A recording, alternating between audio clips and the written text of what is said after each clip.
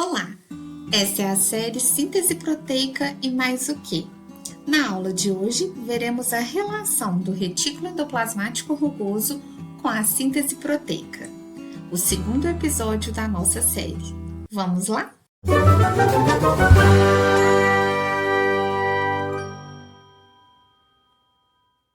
Retículo endoplasmático rugoso. E qual a relação dele com a síntese de proteína? Total. O retículo é uma organela cheia de membrana. Essas membranas, elas são dobradas, mas perceba que aqui tem o nome rugoso.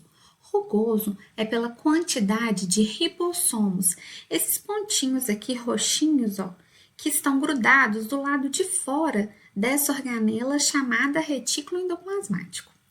Esse ribossomo, que está aderido à membrana do retículo, faz com que ele ganhe um nome a mais, rugoso. Rugoso pela característica de possuir ribossomos aderidos.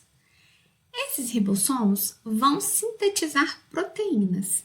E essas proteínas desses ribossomos que estão aderidos aqui, olha, na membrana do retículo, elas caem dentro do retículo para sofrer um conjunto de modificações e serem transportadas para outros lugares da célula, como por exemplo o complexo de Golgi, ou ficarem retidas dentro do retículo executando alguma função. Tá?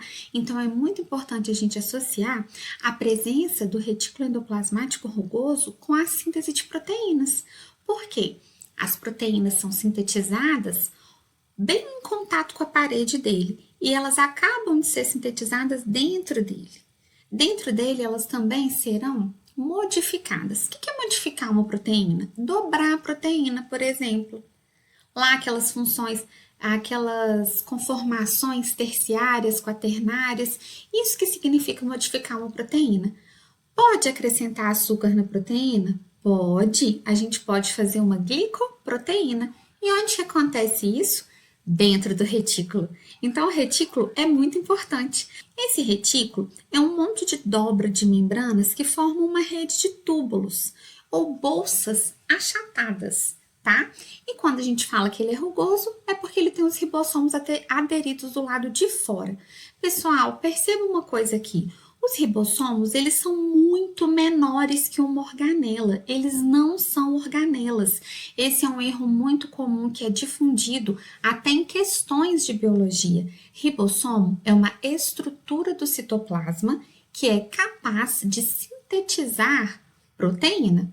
E onde que esse ribossomo é feito? Lá no nucleolo, dentro do núcleo.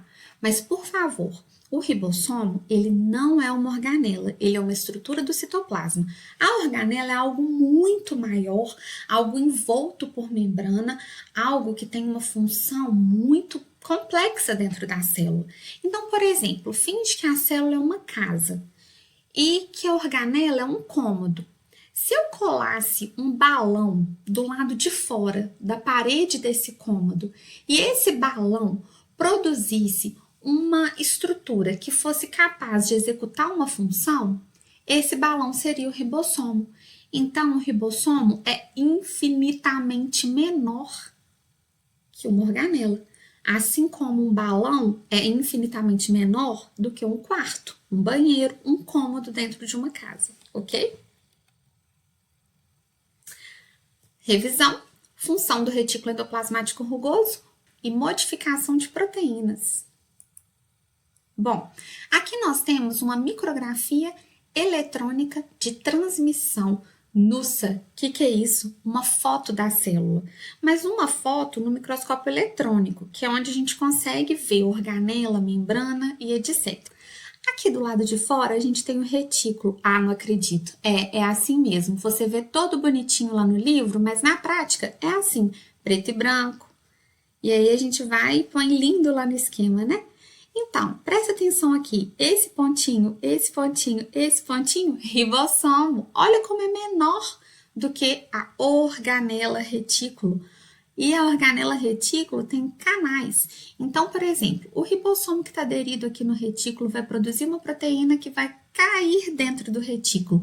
Lá ela vai sofrer modificação, pode ser dobrada, pode ser acrescentado açúcar, e aí ela vai seguir o destino dela, tá bom? Portanto, qual a relação do retículo endoplasmático rugoso com a síntese proteica?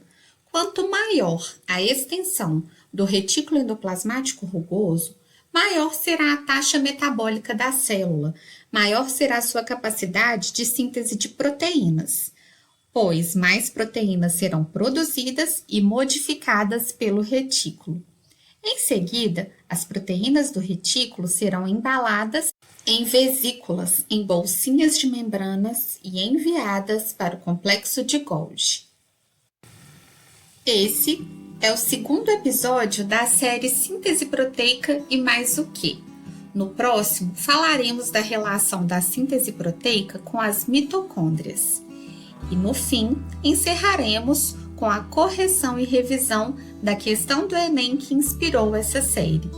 Até lá, muito obrigada!